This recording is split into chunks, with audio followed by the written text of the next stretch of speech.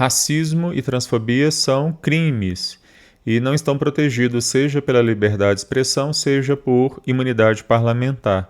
No Brasil de 2025, coisas óbvias assim precisam ainda ser ditas. Recentemente, o deputado federal Nicolas Ferreira foi condenado em primeira instância a pagar uma indenização, além de ser obrigado a apagar uma postagem feita em uma rede social em que ele associa uma mulher trans a questões de não só de transfobia, mas inclusive de racismo por cor. Bom, é sobre isso que eu quero falar hoje no Berasca News, que é esse quadro que eu faço todas as semanas falando de questões de direito.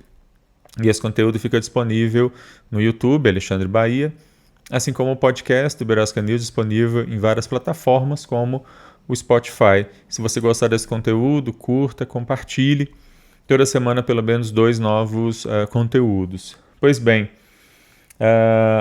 uma psicóloga trans aqui de Belo Horizonte processou o deputado Nicolas Ferreira porque ele postou uma foto da psicóloga Andreone Medrado, que é uma mulher trans, e escreveu o seguinte, e eu cito: "Há de você se reclamar se um negão desse aqui entrar no banheiro da sua filha, né?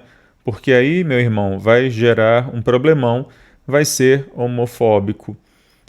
Pelo menos a gente sabe que ele sabe rimar, né? Ele rimou negão com irmão e problemão, apesar de usar essas palavras para cometer, aí, segundo a juíza, um ato ilícito. A Andreone, essa psicóloga, ela é doutora em psicologia, além de ser psicóloga formada, ela ainda tem doutorado em psicologia.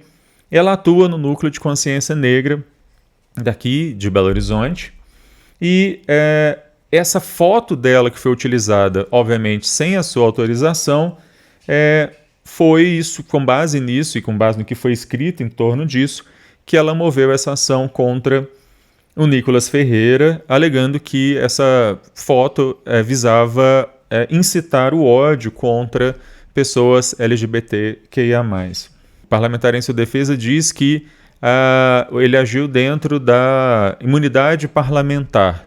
Eu fico realmente pensando, quando foi pensada a imunidade parlamentar lá atrás, na Inglaterra, da formação do parlamento de Westminster, que a imunidade parlamentar seria usada como desculpa para falar coisas como estas que eu acabei de narrar, e fico realmente pensando se era nisso que os ingleses pensaram quando eles pensaram que era importante dar a parlamentares o direito de manifestar suas opiniões e votos sem temer represálias por parte, então, do rei. Obviamente não era nisso que eles estavam pensando.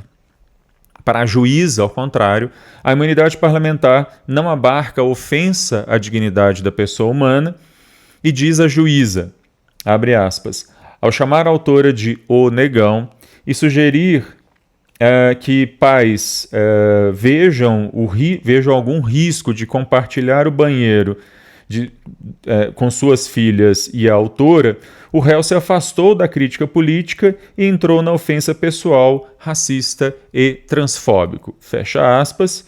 E no que eu concordo absolutamente com a juíza, o que existe aqui é, mais uma vez, a manipulação de um pânico moral, mais uma vez, um espantalho, porque, e vale a pena repetir, não há dados que mostrem que meninas, mulheres são violentadas dentro de banheiros por pessoas trans, por mulheres trans.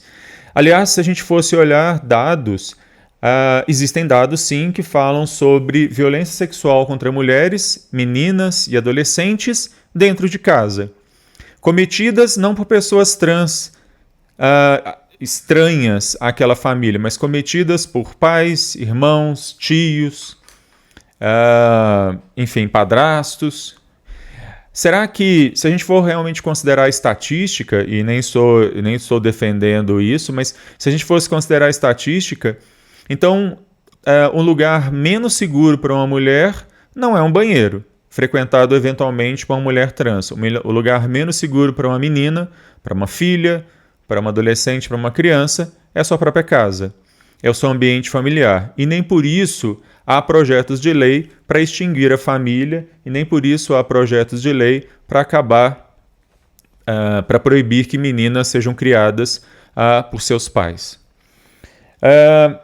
Ele foi condenado então a pagar uma indenização de R$30 mil, além de ser obrigado a retirar as postagens ou a postagem em que ele faz esse tipo de alegação contra a psicóloga.